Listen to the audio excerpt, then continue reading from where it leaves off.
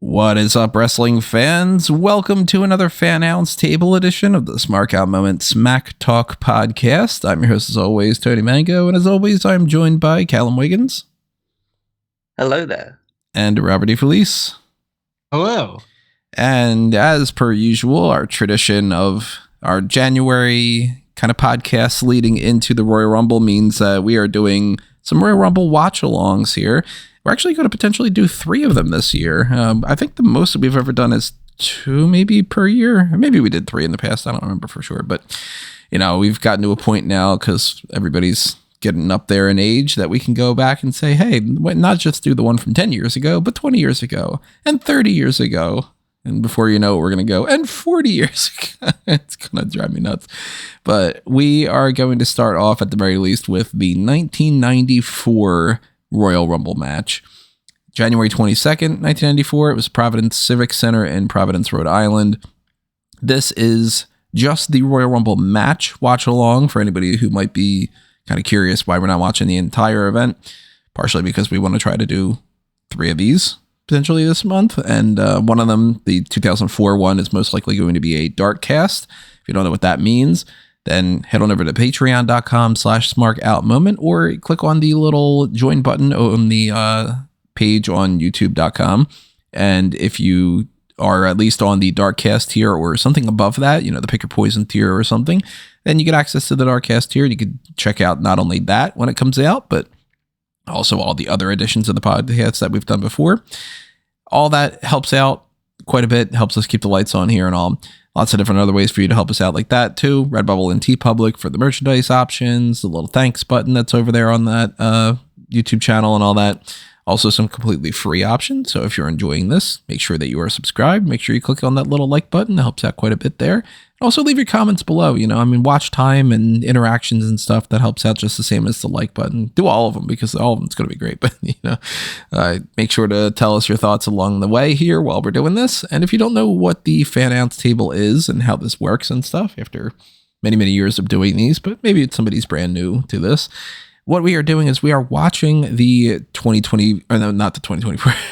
We are way not in advance for that yet. The 1994 Royal Rumble match.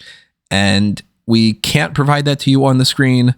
That would be a copyright issue. So instead, what we were doing is we have a little time code over there on YouTube. If you're checking this out on the audio only platforms, then you just have to trust us with the countdown of 3, 2, 1, play.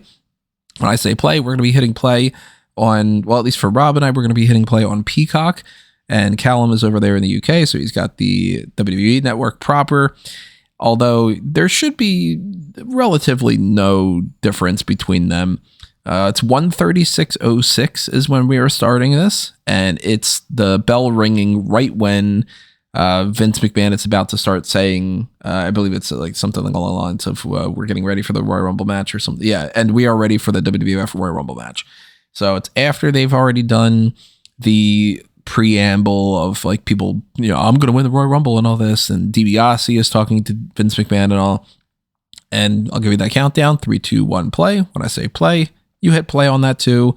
And then we should be synced up pretty well. We're going to watch this. We're going to crack some jokes. We're going to revisit one of those iconic pay-per-views, at least for the match itself, not the rest of the pay-per-view.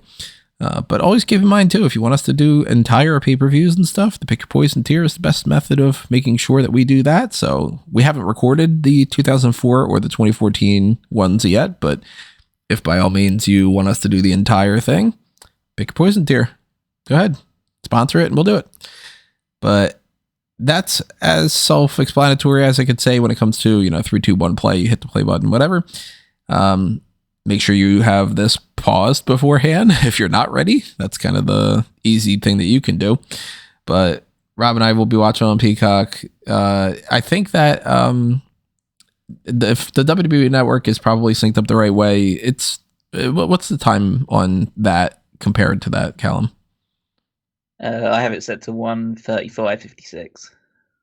Okay, so that probably, that, you know, couple seconds or so is probably the difference maker of those little black screens that they put for which I don't know why they do that. It still bothers me that it's like you can't just edit them out. You have to fade to black and then fade back in. It's not too much of an off thing, but throughout this, we'll try to give you some indications of where we are. Maybe it'll be like, oh, the person's eliminated now or something along those lines. But yeah, I think that kind of covers it. If there is anything else that I'm forgetting, then I'm forgetting it. So I don't know what else it would be. This is always difficult for me to try to figure out how I do the stopwatch and this at the same time and hit the same button twice in two different spots. But I'm hoping that I can get this in a good way, that it's not going to be a problem. I might be slightly off if that's the case, but I don't think anybody's going to care. 1994 Royal Rumble, a Royal Rumble that I have always enjoyed. It's not the best Royal Rumble, but it does have one of the most iconic finishes. It's got some people in it that I'm a big fan of.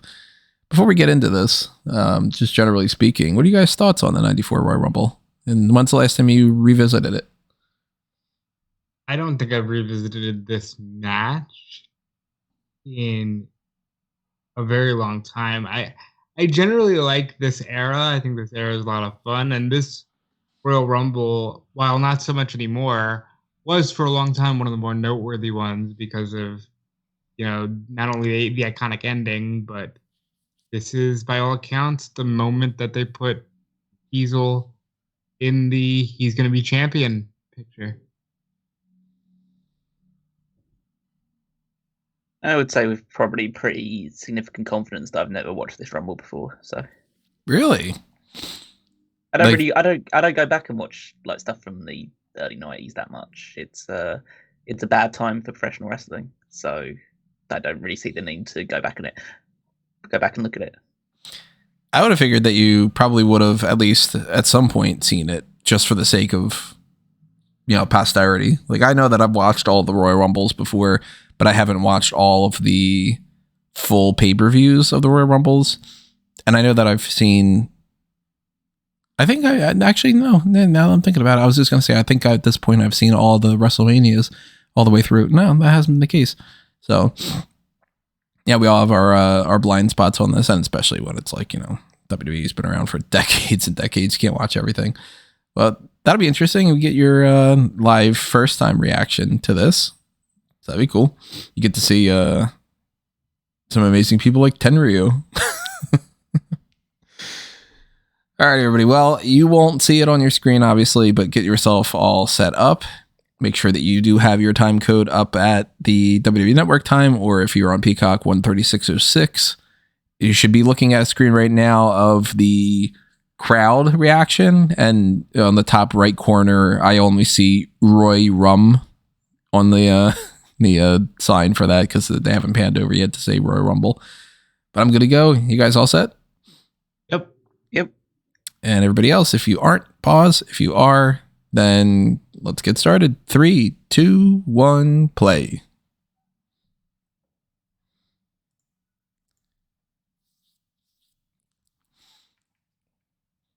Crowd looks so like small compared to the Royal Rumbles that we have now with the stadiums and stuff, right? Yeah, it feels about right for 94. I genuinely hate everything being in a stadium now. I like it unless it interferes. Like if you just can't hear the crowd and stuff, I think the bigger the better for the most part. I like seeing, tens of thousands of people. Because this is very tiny. This looks like this would be like an episode of Monday Night Raw these days would be bigger than this. Yeah, but that's like, I maintain the fact that I don't, it seems like it's just because everything is so scaled up now, but is everything really great? Like, quantity and quality, not exactly the same. Yeah. So I don't remember who draws number one, but okay. So I know who number 1 and number 2 are. I don't know the rest. Good old Braun Breaker. Imagine if he came out with this kind of stuff instead. He's just kind of like, yeah, I'm gonna wear my uncle's hairstyle and my uncle's like he's got the ring gear that kind of fits it sometimes, but that theme. It feels like really Chase U theme music. Yeah. Well, yeah, it's literally just the theme song for the University of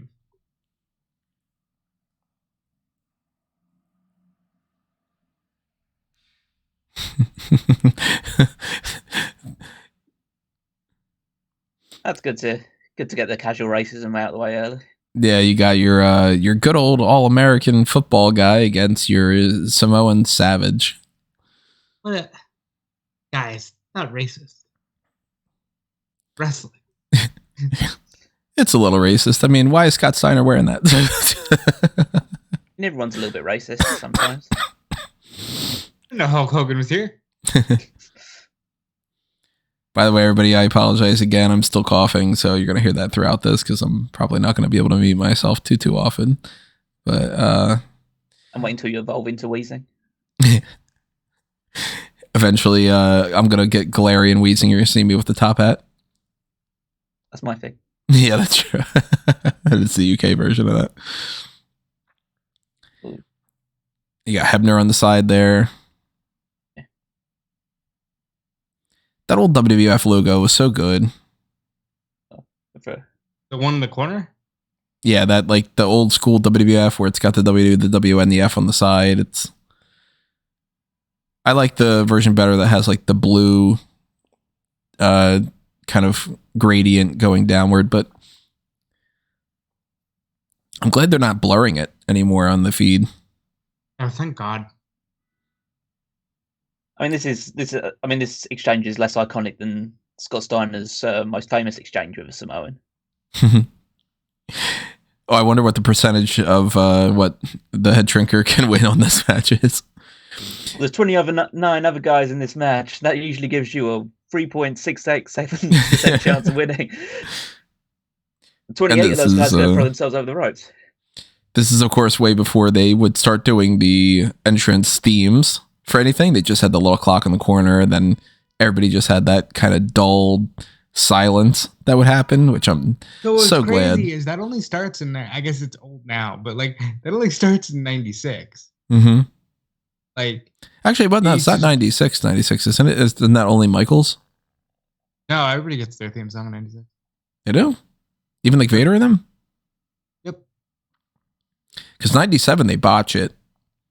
And it takes a while. Got some technical issues. Yeah. They have an issue with the clock and... Yeah. And it's got fake Diesel and fake Razor, so it's already an issue. What a weird way to start this off, though. Like, why would you start off with the two babyface Steiner bros double teaming somebody? It doesn't make as much sense as having two heels.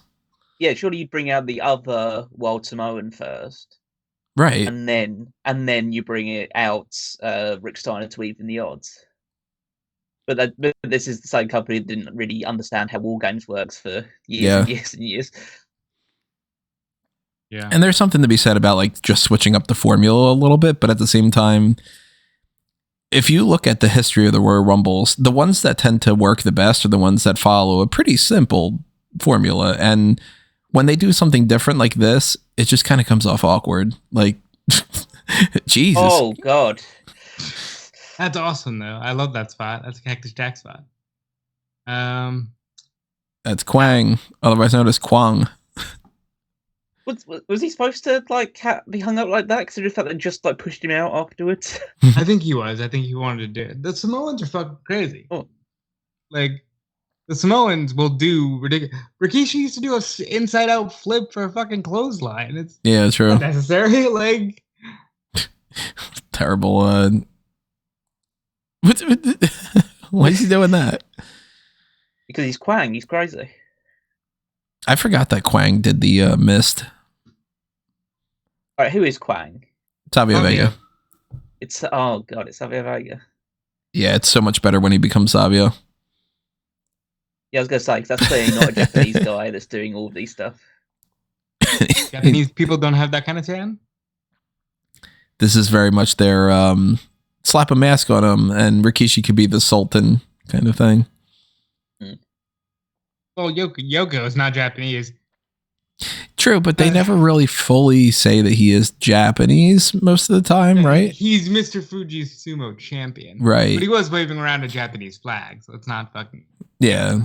I mean, they played into it to the point that people thought that he was Japanese, and why is Rick Steiner just punching the air? But, yeah, I mean, he does say, like, Samoa and, like, different things and all. But in fairness to him, were people really like, he's saying Samoa? They just thought he was going, row, row, row. True. You know, they're like, he's saying something in Japanese. I don't know what Samoa means in Japanese. Probably means go Japanese. So this is fresh off Owen's turn, right? This is like literally an hour after. This is right after he kicked his leg out from under his leg. It's got to be like an hour after. Because earlier in the night they did the turn and Brett's got the leg issue going on. And the crazy thing is that Brett's in this match. Obviously, he's gonna be, taking it. Yeah. Like, if you didn't know, sorry. But like he doesn't get his hands on Owen. Right. It's one of those things that they would not have done now. Like it would have been like, oh shit, he's afraid of his brother, so he eliminated himself or something. Like, yeah, they would not have passed up on the opportunity for Brett to come out and either toss Owen or for Owen to throw himself out to run away for sure.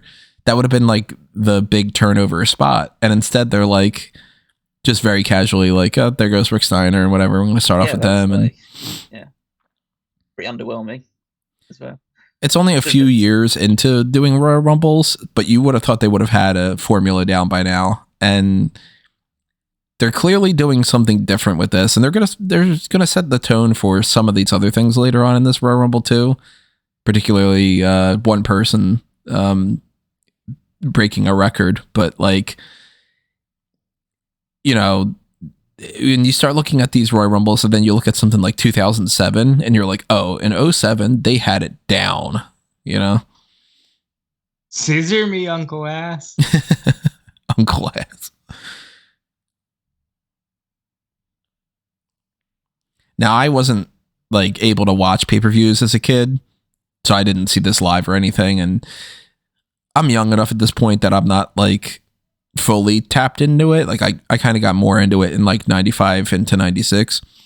But going back and rewatching this, just like, 2 years later or so, like getting a VHS tape in 97 or something of this was, it was wild to be like, this is Savio Vega, and this is like the Steiner bros were like, no, they're WCW guys. And well, the Steiners and Luger, to me, have some of the most interesting WWE careers because they come in and are main eventing things and are like the top stars, and then they're just gone. Mm-hmm. And then it's just like, yeah, well, whatever, we're moving on from that. Their presentation just seems so weird compared to what they do in WCW. Yeah. Well, no, to be fair, the Steiners, this was the Steiners until Scott does the big pump. I guess so, but they seemed a bit more like, I don't know, it's less garish. Like, you don't get these sort of like as extreme color things. They seem to still be, wrestling prodigies. But they don't seem to be as garish as they were in WWF. In the same way, Luger's like the All-American guy in WWE for the longest time. Yeah, like they gave him the trunks to be like the All-American guy because they're all gimmicky. So they thought that like this would be cool to have that kind of pattern for the Steiner Bros to wear.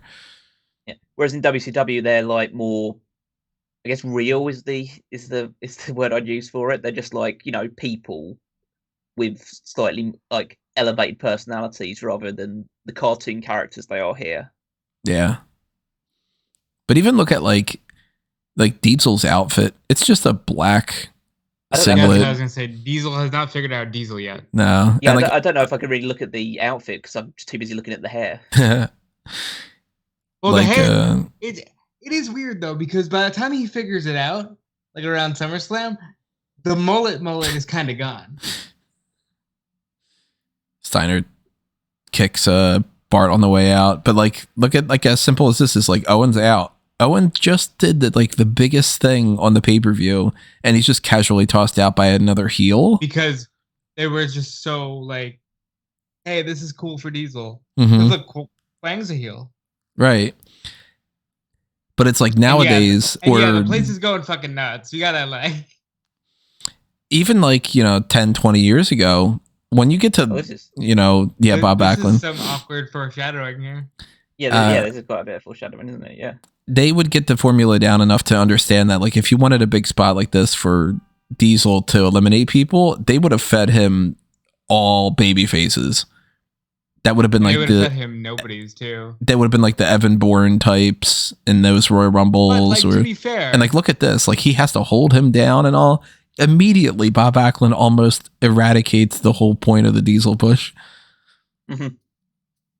But also, people weren't concerned about it because Diesel just ripping ass and he'll get Backlund out as well. And like, it's quite a big deal, to be fair, because like Backlund, then he lasted about an hour in the previous year's Rumble, so. And he's a former champion, one of the longest reigning champions ever, and he's just very casually tossed out. And so like that makes more sense to be like, okay, Diesel's even going to toss out a former champion and all. Well, the benefit here, and you can see Nash is already gray some spots, which is crazy. But the benefit here is that WWF roster is only so deep. Mm-hmm. So I mean, you're right. He doesn't feel like Kevin Nash or Diesel right now. He feels like, I'm looking at this and just feeling like, not to crap on the guy, but he just seems like, okay, that's Crimson or something. Right. Look at how Billy looks with that stupid mustache. Jesus Christ. The fact that he's still going. The fact that he's the size of Diesel compared to the people he's working with now. He's a champion in the... Wow. Yeah. He's a champion in America's second biggest promotion 30 years later. Right. Good for Billy, though. Yeah. He's treated with more respect here than he was in this match. So. How the fuck didn't they just go, you know what? Let's... I guess they kind of do, because once... Oh, that, I guess... Yeah, the Japanese guys are beating up... Yeah, Mr. Fuji's got an out for Lex Luger during this pay-per-view. That's right, because all intents and purposes, it still looks like they're going Luger. Yeah, Dave Hebner get involved. Luger right here is in the Cody Rhodes of this year position.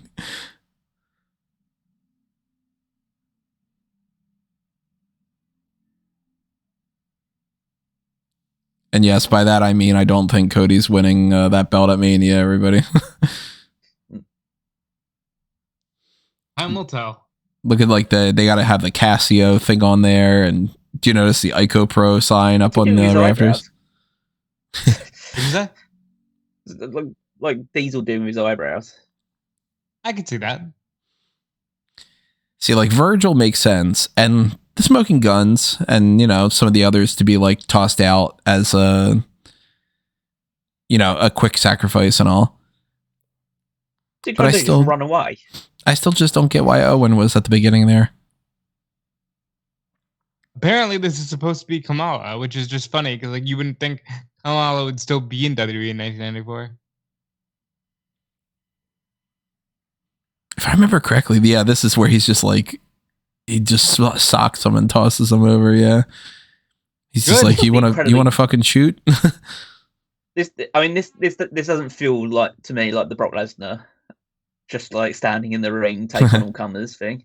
But you also have to take into account the era. People were not seeing shit like this. Yeah, this is the first time that they ever had somebody clear house like this. It's why they like Pritchard in podcasts for Something to Wrestle With. It's called the Diesel spot, right? He calls it the Diesel spot because this was when they were first like, let's do this and just have somebody, as Rob said earlier, rip ass. Yeah.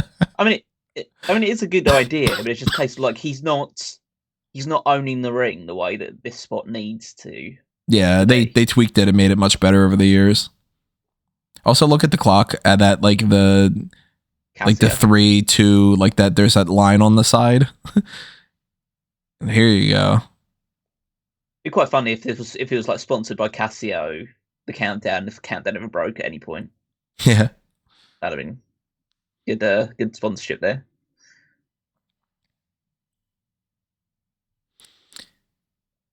Savage is like he's stepping up to a former WrestleMania main eventer. The guy who was the runner-up for the previous year's WrestleMania Royal Rumble.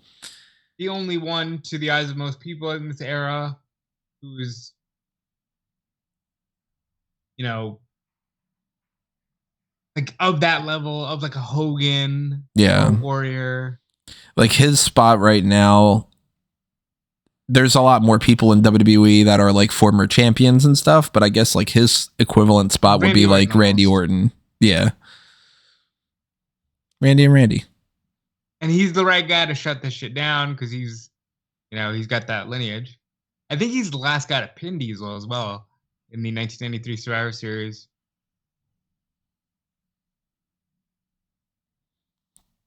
Savage is like, I remember this time I can't go for pinfalls. That's such a dumb ending to the 93 Royal Rumble. I think it's a great ending. I think it makes Savage look like an idiot. It makes him look like an idiot, sure, but it's Yoko pushing him up from the ground. It's just that visual.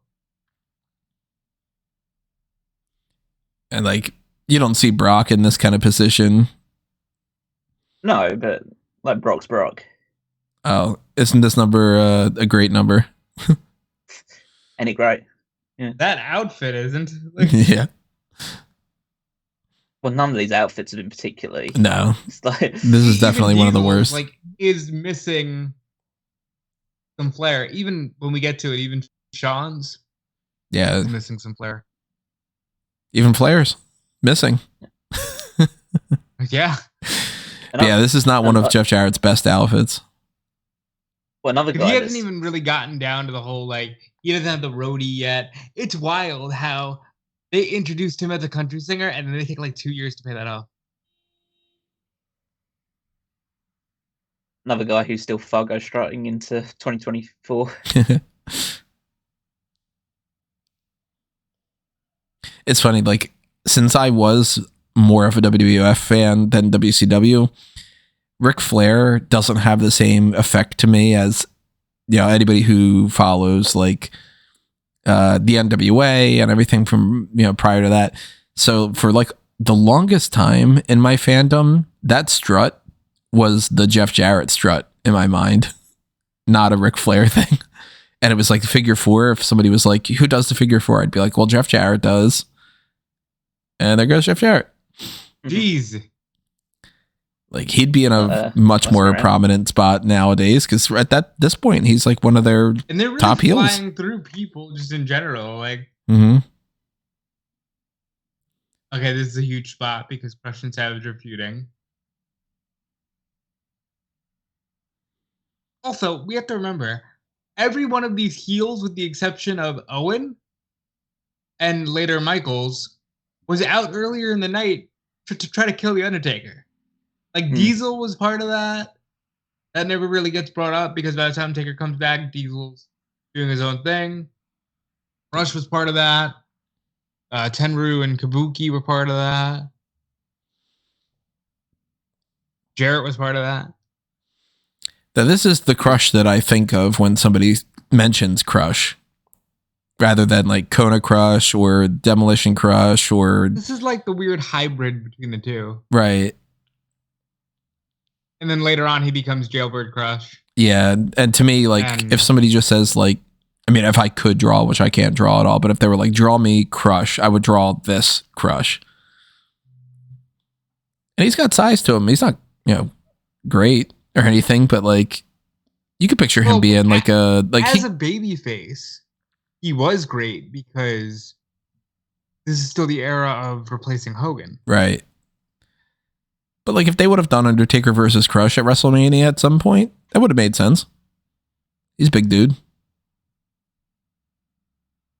God, that's the worst super kick ever.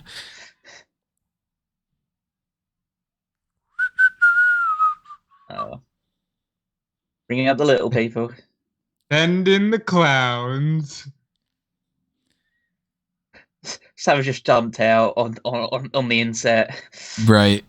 And just unceremoniously. Crush. There goes Crush, I would assume.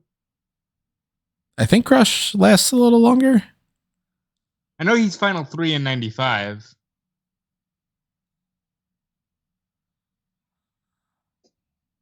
I mean, this is the good Doink. Is that still Matt Bourne? Yeah, it looks like it's Matt Bourne to me. Here's like your Santino spot. Oh shit. Yeah. That's funny. Okay. Yeah, I could live with this. As long as he gets like eliminated straight away, then this is a good spot. I'm surprised that they don't bring Doink the Clown back every once in a while. It's been once Matt Bourne died, I think they were done with it.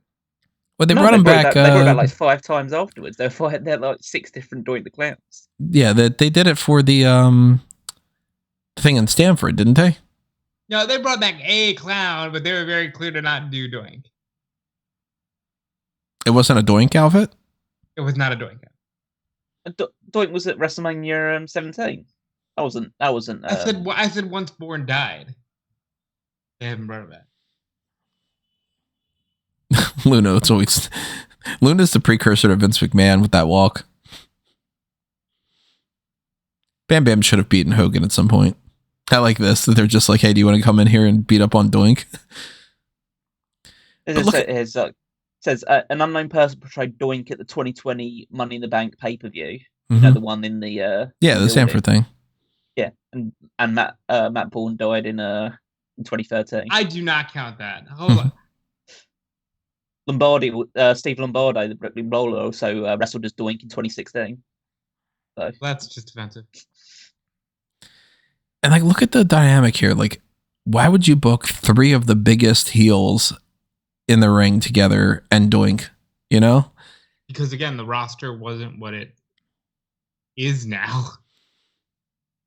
Yeah, just at the end of the day, it's just like 3 big dudes, and they just assume, oh, that's what people just want to say, just 3 big guys beating each other up.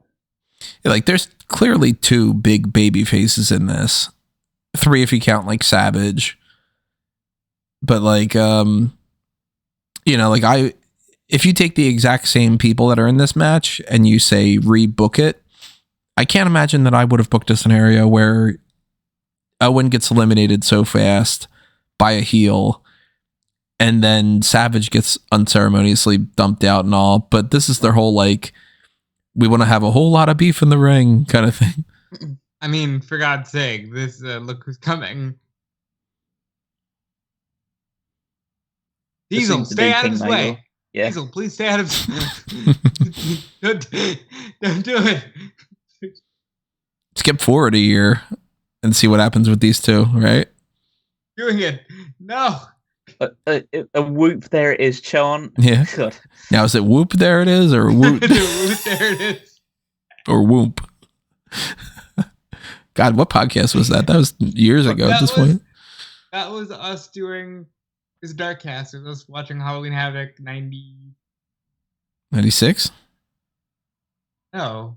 It couldn't have been 96. Yeah. I think 96 would have been way too late for that. It's a man going into his look at the size of that guy mode. Yeah. Oh, what a maneuver. I was explaining the what a maneuver thing to my wife the other day. In what context?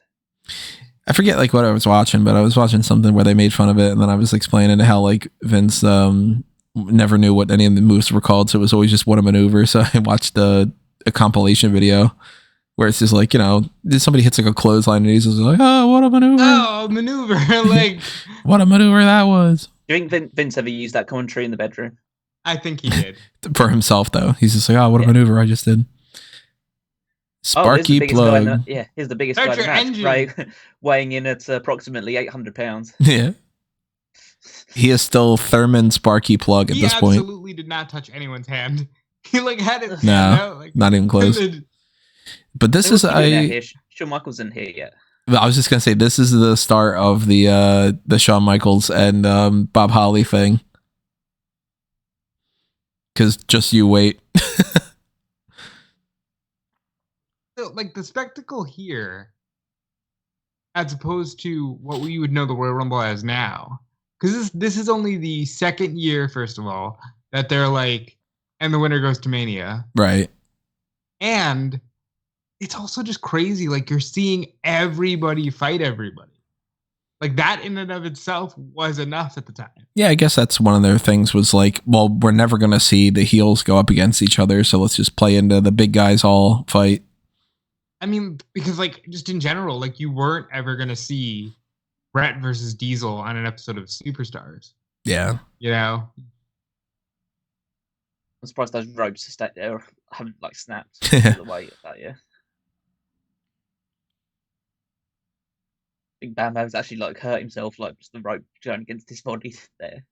Now, who has the worst ring gear right now, and why is it Bob Holly? In the ring? Oh, yeah, it's definitely Bob Holly. And then Mabel. But see, there you go. Shawn Michaels immediately right after.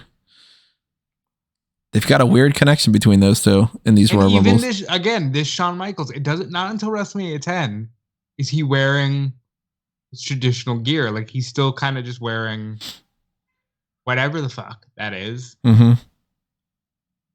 These mullets are crazy. Yep. These mullets are great.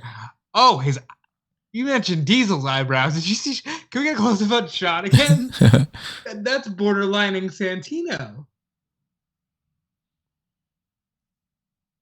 Also, whenever you're watching one of these, make sure you check the crowd out for the wild mullets that are out there. And the oh wait, hold on. This is one of the big spots, yeah.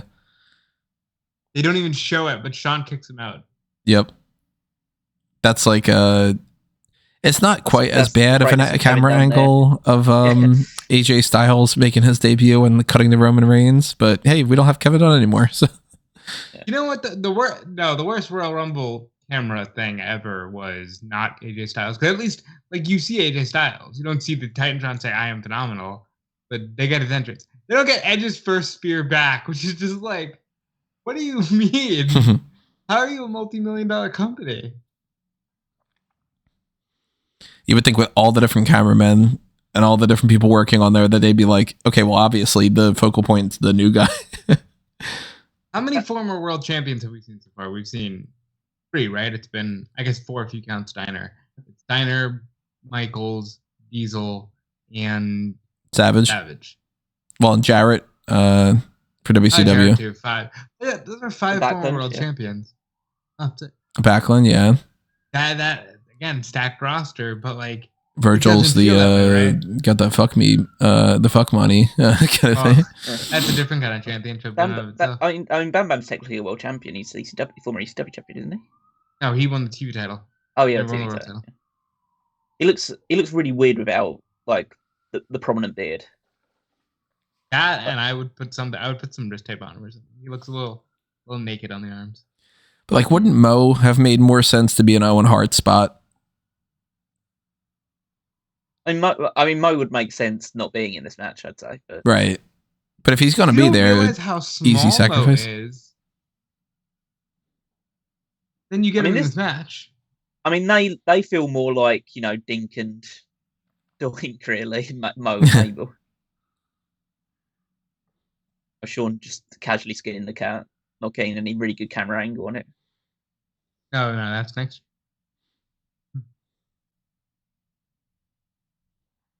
He legit knocked spit out of him. See, this is why I don't watch these matches often, because everything's just so slow. Mm-hmm. And it's like there's it's so basic, right? Like, Diesel ran roughhouse over everybody, and he gets dumped out. It's like, oh well, there goes Diesel. Anyway, let's continue. Like, why is Greg the Hammer Valentine here? Looking like the Red Rooster too. I love how it's like, oh my god, it's not like a surprise appearance from the legend Greg the Hammer Valentine. It's like, no, he's still part of the roster, and he's still just here. Yeah, and that's like, and that is objectively false. Like, Greg hasn't done anything on TV. I don't know how they didn't just say, wow. I guess because it wasn't that thing yet, where it was like, oh, you never know. You never know who's showing up. Sorry, I didn't want to do a Matt Striker. It's amazing that all that stuff, like the surprise appearances and the legends returning, all that kind of just happens post the Attitude Era. Yeah, pretty much. Yeah, it doesn't become like big shocking entrance things. I guess the first until like they buy out WCW. The first like real like big shocking entrance is probably the Foley faces. Yeah, because that's more like a fun spot. But right.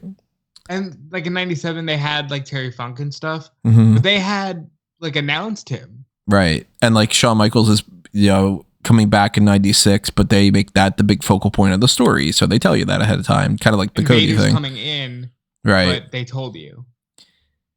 But yeah, it takes until about like 2002 where it becomes like, who is going to be in the match? What? This is crazy. Well, no, that's quite weird because like you typically like they had the thing of the early 2000s, they would announce everybody that was in the Rumble way before the match was taking place. Oh yeah, Like it's probably like I'm trying to think of like the first real kind of legend returning that no one was expecting, surprise that happened. I'm kind of thinking it might have been like the Jimmy Snuka and Roddy Piper thing in 2008. Did they announce Goldust in 2002 prior to it? Yeah. Okay. I mean, it was announced as like legends returning. They didn't announce him. We didn't know who it was, but he wasn't really a legend. He was just a guy coming back from WCW. Yeah, but at that point, Mr. Perfect felt like a legend returning. I guess so. Yeah, Mr. Perfect one is probably like the best example of it. But again, he was a guy that was wrestling pretty soon. Yeah, wow. You know what? Now I'm thinking about it. You might be right. It might have started in like 08, 09. That 08 thing with Piper and Snuka might be the first one. That's insane. It wasn't just Piper and Snuka. It was like Piper, Snuka, Foley, and Cena being the final spot. Yeah. Yeah. Which is weird because I remember watching in 08 and being like, oh yeah, surprises are part of the Rumble. I mean, I know Foley came back in the 2004 Rumble, but he was definitely in a storyline with Orton at that point. Foley came back in that one. In the 2006 Royal Rumble, might have been like the unofficial start because Tatanka came back in that one. Yeah, but he became a full-time wrestler, didn't he, after that point? So yeah, and then he just is a full-time guy. I don't remember who this is. It's the Great Kabuki. Ah, there you go. See, Bob Holly and Shawn Michaels over in the corner, though. Oh, they've been going at it ever since Diesel got eliminated. Yep. They like working together in the Royal Rumbles. I mean, fundamentally, I can understand doing this right now because they're the only two guys that can actually do moves in the ring, really. Outside of Bam Holly Bam. was seen as a great worker. Yes, the two smaller guys are saying, like, we're the only ones that could actually do, like, stuff in this match, so let's work together and do things together. These matches are clusters. Gee. And what's it unnecessary pushing Mo down for? Well, I guess it's to make sure that he can't make sure he doesn't help Mabel. Yeah. Oh, look at that, Shawn doing the right thing, man. Oh, Jesus Christ, that was a hell of a landing. I used to like that spot where there would be like, the big dude, huge dude. They literally just get him out. Usually it's like they're all on the big show and then he goes, and he kicks them all off. I mean, they figured out ways to make this more bombastic and better over time because that unceremonious dump that they do for a bunch of these people here, nowadays it's like, whoa, like that's a big spot. And like, we're going to take a couple seconds to really ruminate on it and be like, oh my God. Be honest, there's been Rumbles in the past where they've done it better. Prior to the 94, you mean? Yeah, like, they'll eliminate Hogan and be like, whoa, we need to take a breath here. Right. That guy high-five his friend because Luger's coming. I like the fact that like they brought out Luger before they brought out one of the guys that beat him up. As opposed to like... Well, surely but you'd have both Kabuki and Tenryu in the match, so Luger can run wild on both of them and eliminate both of them like back-to-back. Mm-hmm. Rather than, he's fighting one of them and he'll throw him out probably right here. Luger does it's look like, great. There goes one of them. So now he's just... And now I'll just start beating up Shawn Michaels or Crush or nobody else that was involved in my beatdown earlier. It's like, how great is that? Like, he managed to... They took him out backstage and he managed to get out, like, pretty fine before one of the guys had even got into the ring. Oh, he's America. Yeah, I mean, this doesn't fit... Yeah, it just doesn't feel like they've nailed down... They've got like the like primordial essences of what makes a Royal Rumble match, but they're really, really in an early stage. That's weird because like 92 was a perfect Royal Rumble. Again, 92 is perfect. 90 is pretty good. 91 sucks. I can admit that. it's just kind of the point. Like, is it the quality of the booking? Like the booking's bad, but obviously the quality of the wrestlers isn't great at this point in time. I was gonna say, but I think we've seen that in more recent years where it's like, dude, unless there's a stacked Royal Rumble, look at the one Lesnar won a couple of years ago, where it's just like, oh fuck, obviously it's Lesnar. Yeah, and obviously there's downsides to like, Mo is in this match and the great Kabuki's not all that great and stuff with the way that they're booking him, but there are still a lot of like good solid names that are in this, like Bam Bam's not a bad dude. Luger's hot at the crowd right now. We did have Savage, like I'd say out of the 30 names, there's about 10 that are like legit names.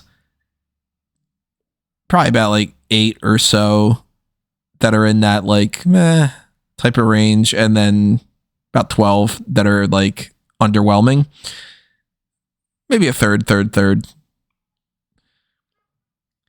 for a little bit, like going into this year's Rumble, like you've got Punk and you've got Cody, and like Bobby Lashley's a former champion and all, like, so you can't and they'll present them better, even if they're not winning, they'll be presented better. Yeah. Whereas here, nobody's giving anybody a fucking chance because you're just not winning. Yeah, it just is what it is. It's just about Royal. They didn't put any stock into this yet. Like, look at the difference between the way that Diesel got tossed out as early as he did versus how Gunther lasted last year or something. Like, they would have had Diesel be in the final 4 for this one, and it would have been like, that's who Luger has to get out or something, I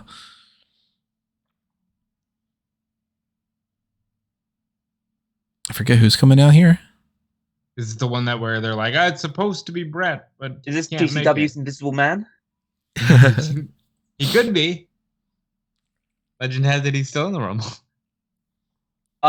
Okay. So I've had the wiki. I was just having a look at it. So that was supposed to be Bastion Booger. Oh, that's right. Yeah, Bastion Booger thing. But he's listed as unable to compete due to illness. Diarrhea. That is so bizarre, that one. That you just don't have anybody else lined up that could potentially come out and do something. I know, they said Virgil was in for Kamala. And you would assume that they could just grab, even like, it wouldn't be the best thing in the world, but like grab some local wrestler dude or something to be like, how in previous years and all, it might be like, or even in the next year, like 95 sucks, man. And 95 is like, hey, Doug Gilbert's here, and it's like, nobody cares. That's 96. I mentioned it earlier, like, you must have, like, Steve Lombardi must be backstage doing something, surely. Get the Brooklyn Brawler out for a spot. That's the kind of thing they wouldn't do now, huh? Just have nobody. Yeah, so this is just a 29-man Royal Rumble.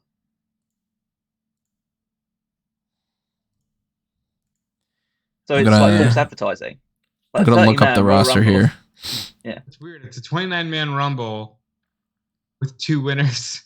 So I don't know if he's in the match or not, but like they do have listed as far as the 22nd of January on SmackDown Hotel. Great website, by the way. They do have like the Bushwhackers on the roster. Earthquake is on the roster. IRS, Jerry Lawler. IRS wrestled earlier, but that didn't stop like Owen. Right. Yeah, the Brooklyn Brawler was in a dark match on this show against Jim Powers. And you get Jim Powers. You could have had the big like, hey, look at that kind of spot with Pat Patterson backstage. He could have probably came out there and wrestled, That's like the weird thing about that is you're saying that with 2024 eyes. But like they would have never done that. Yeah, they wouldn't have thought about it for a few years. They would have just never thought about like, why the fuck am I going to throw Pat Patterson in a Royal Rumble? And he'd be like, the pays. Like they said that. I mean, the opener, the official opener of the show here was Tatanka versus Bam Bam Bigelow, and now they're both in the match right now. So and Bam Bam was a fill-in for Ludwig Borga, who just disappears. He's another one who was like a major heel and then just disappears. Mm-hmm.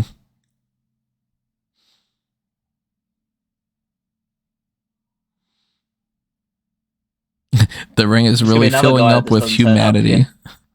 All the humanity. And the crowd goes so much crazier for Brett than Luger.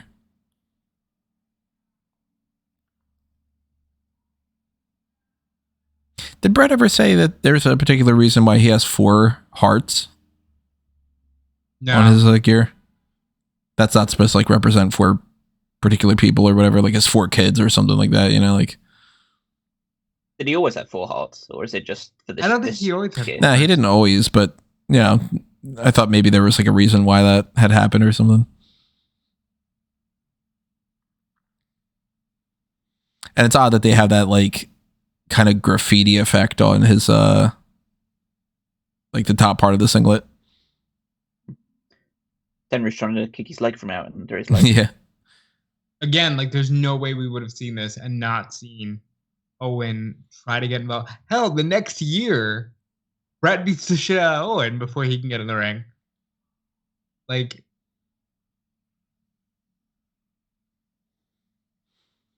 Sparky's a house of fire. Reason.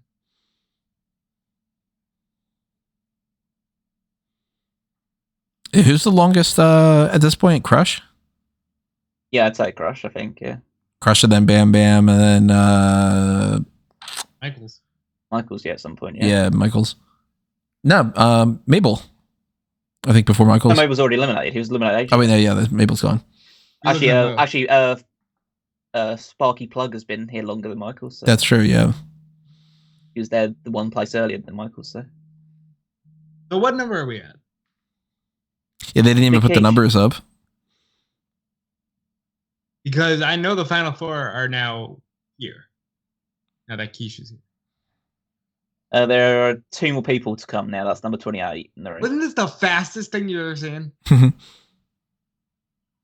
And it feels like nothing's happened. How long have we been watching this? Actually, this has felt a lot longer than it is for me, because this is like... we've been watching this for 40 minutes? Yeah. I feel like nothing's happened.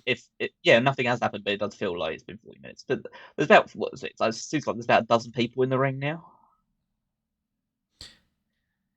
I wonder if they specifically booked this thinking it'd be fun to do a Royal Rumble where there's almost nobody in the ring and then there's everybody in the ring. Because people get bored with stuff. For a Royal Rumble where nobody gets eliminated. The closest has been, I think at one point there was something like 18 people in the ring at one point. If I remember counting one year, it was like 2010 or something. It'd be quite a cool thing to experiment with. So maybe you do something. Oh, there goes Crush. Then you just have something like you have the Royal Rumble carry on, and you just build it up till there's like 20 odd people in the ring, and then you have one person come out and clear house, so it's just like 5 people in the ring afterwards. That'd be a good.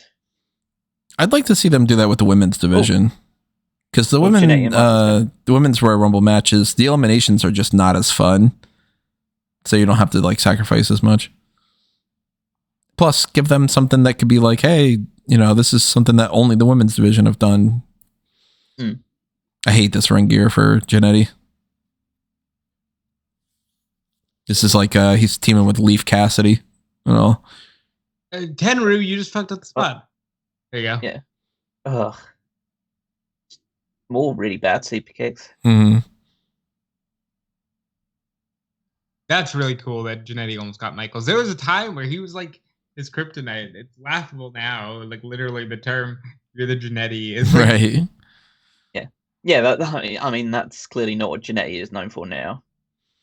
But I mean, he wins the Intercontinental title and all. Like they tried. Yes. And now he's just a guy that says that he potentially killed people on Facebook. Yeah. And wants to do stuff with his daughter. I love her, but she is daughter.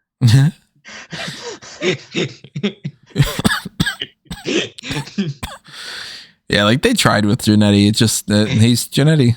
It wasn't gonna work. Where the fuck is the 1, 2, 3 kid? He's here. Why didn't he fill in for Best Booger? Right.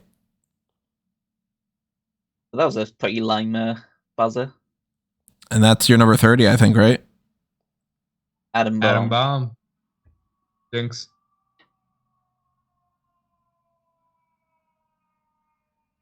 Shame he couldn't come out to to join up with Bryan Adams and be Chronic for a while. Mhm.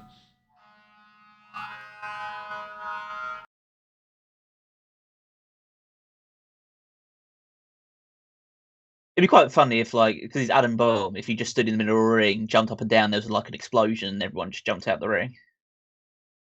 It feels like something they would have tried with the Earthquake back in the day.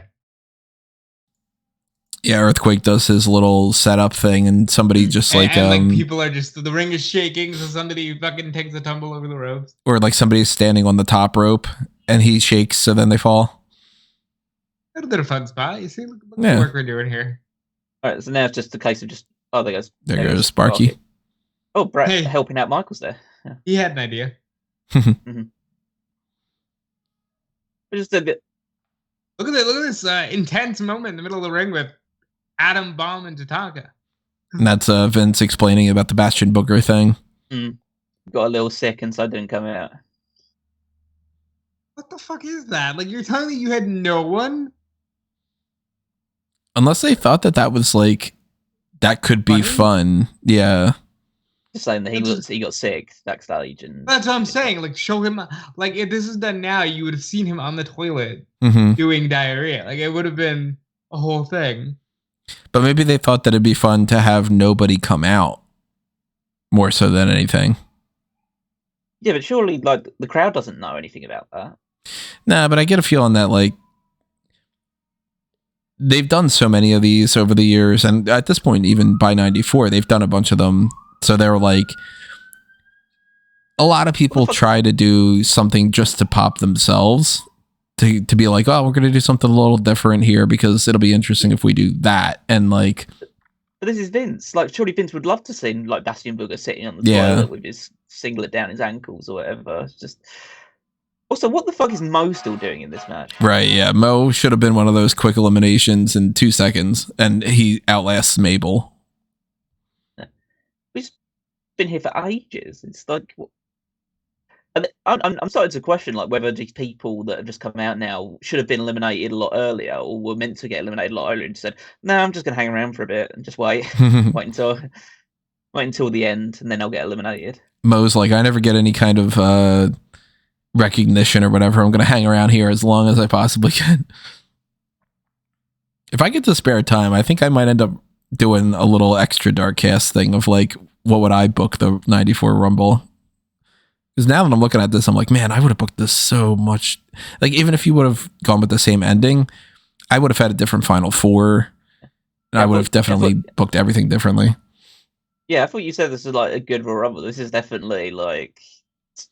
Oh, it's not a good Royal Rumble. Worst. Yeah. No, it's one of those like iconic Royal Rumbles because of the ending.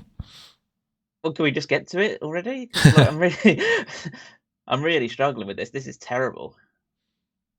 Not the worst Royal Rumble though of all time. I think there's worse ones than this. But it's up there. Like I always forget which ones are which between 90 and 91. 91's the worst one because 90's got at least you got the Hogan and Warrior stare down thing. But yeah, I mean there are terrible ones. There's like 99 is one of the worst ones. Yeah, 99 is so frustrating to watch. 95 isn't particularly good, even though it's got the Michaels and Bulldog going coast to coast thing. The actual Rumble itself is full of absolutely nobodies. And then obviously the less said about the 2015 Royal Rumble, the better. And there was another terrible, like the 22 Royal Rumble, I think was terrible as well. That was like one of the ones that like, oh my god, that it was just an absolutely nothing Rumble happening. That's the one that Rollins Brock wins. Won. Oh, the Brock one. The Brock, yeah, the one that Brock won, where he just like came in at the end and like one of the last people was eliminated was like Shane McMahon. Smacks in the turnbuckle there. I can't even remember really the one that Rollins wins the one in 2019, I think. Yeah, I can't remember that much about it. Wait, 2019 or yeah, I guess it's 2019. The same one as Becky won. Because the same one as Becky wins, so. And then McIntyre's 2020. Yeah, that was good. Yeah, that was a great one, the 2021. I'd rather go back and watch that one, but. And Michaels and Brett are just like standing around doing just around, pretty in their proximity quite often. So clearly they didn't have as much problem at this point. Yeah. Now, I don't think that their problems really start until around like that late 96, 97 range, right? Well, I think it was around about a time that like Michaels and Brett were both being pushed towards the main event standing. And Michaels was basically, as soon as Michaels became like a main event, a top WWE contender type of guy, that's when the issues started forming, because then he thought, hey, I like holding this title. I think I'll hold it forever.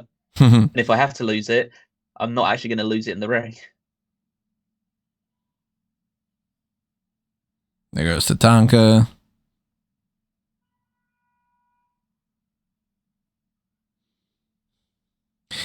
It's so funny, like, if you poll, I've talked about this before, but like, you know, if you ask like Tony in 1997 to name his like top 10 favorite wrestlers or something, somebody like Tatanka is probably on the list. It's just so ridiculous to me that that's like, over all those years, you get people that come in and you're like, oh, Kevin Owens is fucking great. And like, you know, all these other people that really kick some serious ass, you know, Daniel Bryan, and you're like, look at Bam Bam doing that. Dude, try to do the Ric Flair bump out of the corner. Mm-hmm. There goes Marty. Just off camera. It's so weird to think that Mo lasts longer in a Royal Rumble than Razor Ramon, since Razor was never in one. Mm-hmm. Well, Mo was in multiple ones, isn't he? Right. But it's like, even just being in here for, you know, 2 minutes, he lasts longer. But like, if you were to say the amount of time that Mo was in the Royal Rumble and say between Mo and Razor Ramon, which one is it? Most people would be like, oh, it's got to be Razor. I mean, he lasts quite a while. And then it's like, nope, Razor's not in a single one. I quite like that spot, because they did Tenry doing the double knocker and Fatu not selling it at all because he's Samoan, so he's got the strongest head in the universe. That's a clever spot. That's why it's the head of the table. Mm. Like, Tenryu, like, what are you doing here, dude? I think I mean, like, again, most typical Western fans wouldn't know, but like, he's like one of the most decorated champions in Japanese wrestling history. Multiple time All Japan Triple Crown champion, former IWGP World Champion, and they're just dumped out. Like, essentially in WWF, he's just a lucky for Yokozuna. Mm-hmm. One of these things does not look like the other. Yeah, like, why would they go with the head shrinker here? I love that Shawn's just kind of like, I'm gonna go for Brett. Yeah, let's wrestle. Let's go after the wrestler here. But like, realistically, wouldn't this have made so much more sense if, instead of having one of the head shrinkers in there, that if they would have had like a Crush or a Bam Bam or something? Well, just have Tenryu in it, because like, he's having Even issues. that, yeah. He's had issues with like Luger beforehand. You just like throw a head shrinker in there for whatever reason.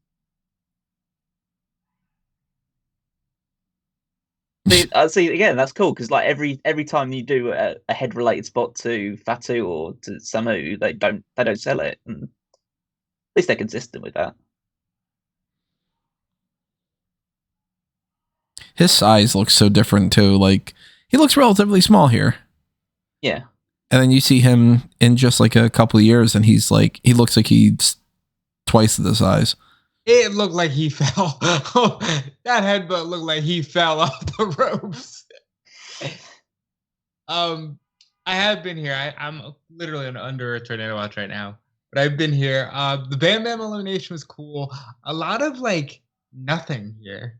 Mm-hmm. A whole lot of nothing. At least it's picking up a little bit with the Final Four. Yeah. Final Four is pretty cool. I like the spot that makes it down to the final two. I always like that a little bit. That we're going to see it coming up. Yeah, it's good work right now. Oh. This is good work by Lucas. Oh, yeah, look at that spin. Sell. That is the Rikishi. That's what I was sell. just saying. Well, why are they going to do that? They don't have to do that shit. Mm-hmm.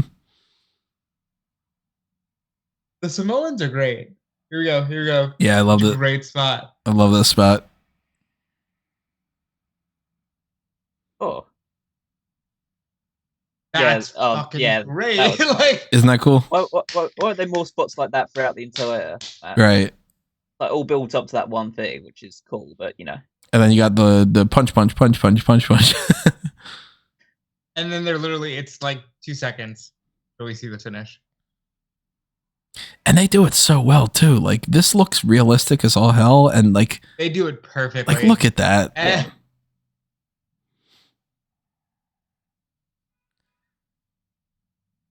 I don't believe that the Batista John Cena thing was a botch. It's too perfect. Even that was a great finish. They should have left it like that. Conspiracy theory or what, but like my tinfoil hat's on for that one for sure. That was not a botch. That was planned to have Cena and Batista go over that Royal Rumble. They should have left it like that because they would have been like, oh, they both win. But Mm-hmm. they're both. I think the double tearing of the quads kind of. See that I think is a botch. I guess that's true. Anything can happen. But I think that's just Vince excited to do his bit, you know. But the reason why I don't think it's I feel pretty confident that the Batista and John Cena one was unintentional is because Batista's leg hits first. So I think that's just Batista botching it. But I love this this back and forth that they have. He's just like, "What are you doing? I didn't say that. I said the other one won. What are you talking about? I said the other one won." Like, hey, you got any t-shirts I can sell out the back? It's a shame they didn't use both Hebners to do this. Crowd booing as well. Yeah, because the crowd's definitely more. They're like, "Hey, if Brett doesn't win, we want Luger to win."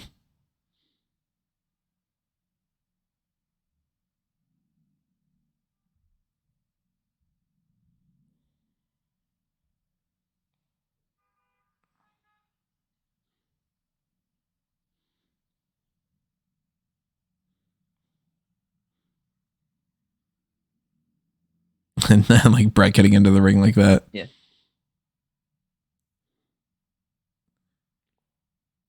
I mean, how could it be like both feet touching the floor when one of his feet doesn't work? But this is fun the way that they do this. It's crazy because if you look at, I always think about this shit because I think about like if this was now, this wouldn't have been a big deal. It would have been, I guess you're doing a 3. Well, I guess it would have been Brett and Luger at the February pay-per-view. That would have been another draw. Mm-hmm. And then it would have been you're doing a 3-way at the pay-per-view. Right. Do you think there's any chance them doing something like this for like Cody Punk or something? I predicted it from the minute they arrived. The Rock stuff changes that. I think they could. Jack Tunney. It's been 30 years. I don't think that they're doing it. I think they're going straight up. Just somebody like Drew McIntyre is going to eliminate Cody. Punk's going to win. They're going to be like, "See, you got your Punk win. He gets to celebrate." Because I'm still just expecting The Rock to have that match at Mania. Listen, we'll talk about it a lot more in the coming weeks, but it being a 4-way changes some things for me. Let's see. A 4-way for the Royal Rumble match? For the Rumble match for Roman. At first I was thinking you were saying like a 4-way, like Rock and Roman and Cody and whatnot. No, LA Knight, doing the possibility of Randy Orton pins LA Knight changes things for me. But like, watch how perfect they do this. Look. They can't see it. Yeah, they get better angles though. And Fink is selling this so well. The urgent, right? They're all selling the urgency. Like Fink's like full blown acting like, well, we got to pick a winner, like that kind of thing. Like he's doing a good job. Or more than to like, what the fuck are we gonna do? Jack, we ruined Jack. And I love this little bit. Watch this.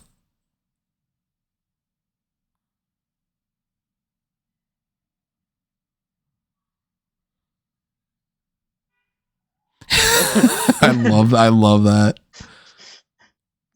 Yeah, that's pretty funny.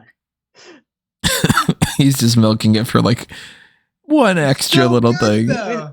See, this is all way more entertaining than most of the match. The 15 minutes that preceded it. And Fink is so happy to deliver the line when he gets to it.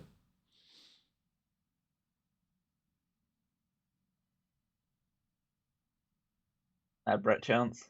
This is awesome. This is, I think, the really good. No, they still haven't shown that one yet. Nope. No, because they have a really good angle for it. They're gonna get to it eventually. I guess they're still double checking.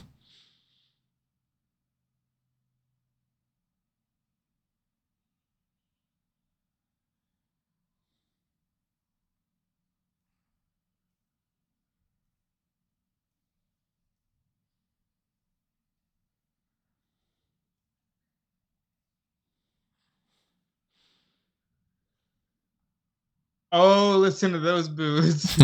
Yeah, it's like, oh, you chickened out of a decision.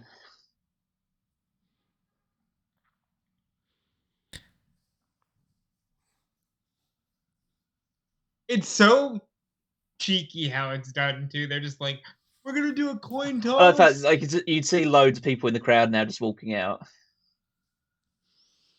And see, I like that better to set up like they didn't do triple threats back then, but like I like that as a better, what are we gonna do going forward, than to just be like restart the match and Batista throws out John Cena and then there you go, it's Batista that wins.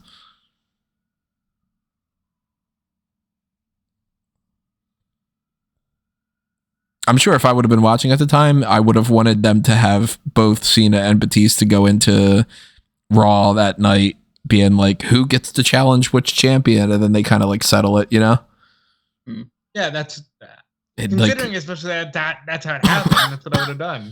And they were on specific brands, so it was like, okay, well, you know. But obviously winners, Batista, your SmackDown winners. Yeah, but they wanted to do the whole like Batista's going to have to try to pick, and he's going to have to pick Triple H and that big spot. Like that was their priority. Well, yeah, well, that's the thing. Is like you have to, if their whole story is they're going to choose which ones they're going to be taking on. Before the end of the show, they show the right angle, like the one where you can see like, holy shit, they had it down. Well, maybe that's something they show on. If you're not misremembering, that's the something they show on an episode of Raw or Superstars afterwards. No, they show it on here, I'm pretty sure, because I remember seeing it back in the day, and I never used to watch like Superstars. They're and just stuff. showing stills from a load of matches now. I'm gonna wait to see what that final still is. Maybe that they didn't. Then maybe it was episodes of Raw or something. Maybe they show like a still image of it. But... They waited forever to show that the now famous shot of Shawn from '95 because they did not get the right angle that night. Ridiculous, yeah, imagine having like Razor in this Royal Rumble and Taker and Razor never did a Royal Rumble, which is so funny to me. Mm-hmm.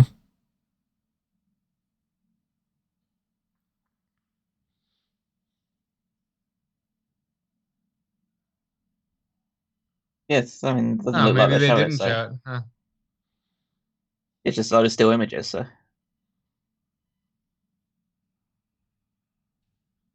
Oh, well, there it is. I think maybe this is when they show it. Yeah. Yeah, I know my shit. No, this is the one that we showed. This is the other one. Yeah, still. Yeah. Ah.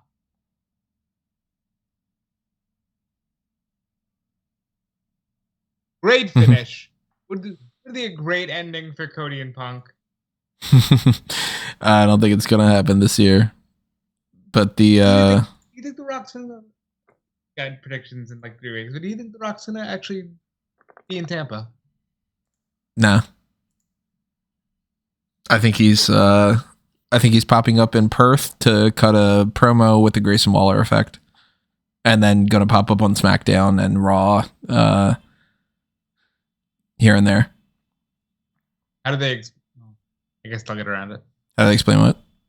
How do they explain like, no, we're not gonna do a chamber. or Rock just gets the match. You just do 2 different chamber matches. Yeah, I think it's going to be Rollins defending and Rhea defending. Or if it's not that, then or it's one to determine Rhea's challenger, or one to determine like Io's challenger, and maybe one for the Intercontinental title or something. It could be anything really. I think it depends on partially. Like, they haven't announced if there's a March Saudi show, and if there is, then they're gonna, I'm assuming, do like, I mean, we might watch SmackDown this week and it might kind of change our opinions, but like, I'm thinking that Bayley probably wins the Royal Rumble, and then Rhea retains in the main event of Elimination Chamber. And when they come around to the March show, if they do that, or if they do it on an episode of Raw, that'll be where they have Becky win a number 1 contenders match to fight Rhea. So it's just like Roman isn't on the Elimination Chamber card at all, because you've got The Rock cutting a promo. And Rollins probably defends in the Elimination Chamber, and Rhea probably defends in the Elimination Chamber, and they go about that. Very cynical about the way that this year's Mania is shaping up for the Cody Rhodes story in my mind. But I don't know. I mean, we've had some weird things in the past. We've had people win belts at Royal Rumble and drop it a few weeks later. And I'm full on board with, we won't have a Money in the Bank guy in 2 weeks, because I think we need to get that out of the way.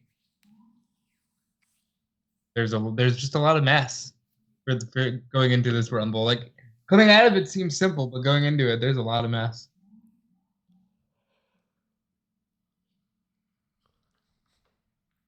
Oh yeah, that's in a 94 Royal Rumble match. As we said before, we are going to try to do the 2004 Royal Rumble with Chris Benoit as a dark cast for this month. And since CM Punk, of course, is one of the major focal points right now, and the odds-on favorite to win the Royal Rumble, and it's 10 years ago, and that was his last thing and all, like, it lines up perfectly for the 2014 Royal Rumble to be another one of these things. So we're going to do that as well, leading up to the 2024 Royal Rumble.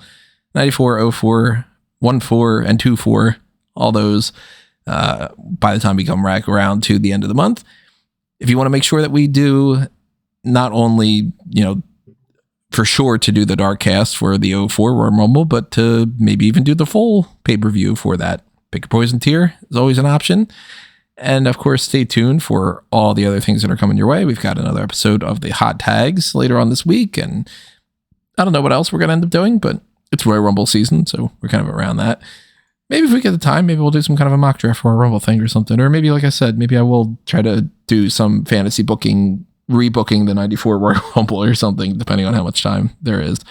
But you should be able to see all that stuff and more on smarkoutmoment.com and facebook.com/smarkoutmoment, twitter.com/smarkoutmoment.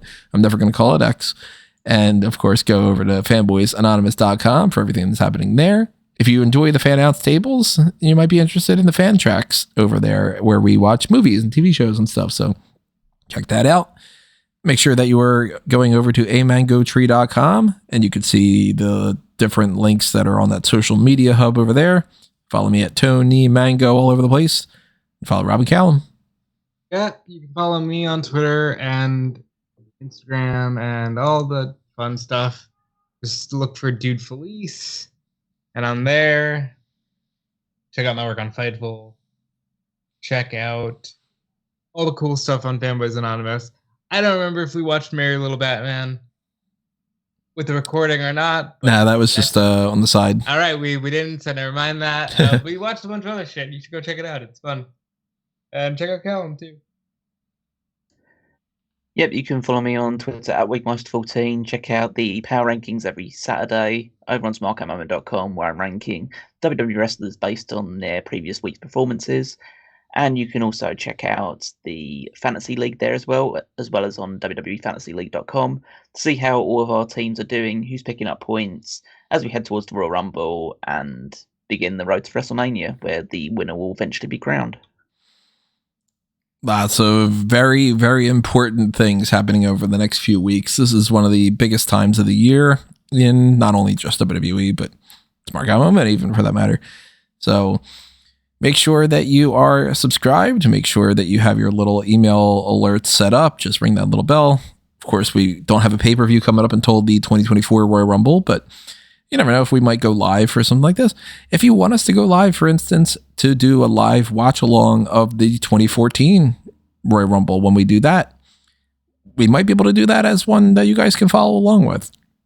Haven't quite, settled on like a time when we're going to do it, but that's why you should drop your comments below. If you are interested in it, then we'll try to figure out a schedule. Maybe I'll put some kind of a poll up on the Mega Maniacs or something to try to figure out like who would be available at certain times and stuff. We usually record around like 3 o'clock in the afternoon on certain days. So that's of course harder for some people, easier for some other people.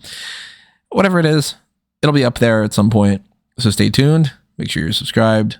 Come back. And thank you for tuning in for this one. And we will see you next time. This has been another Smark Out Moment. And we are being counted out.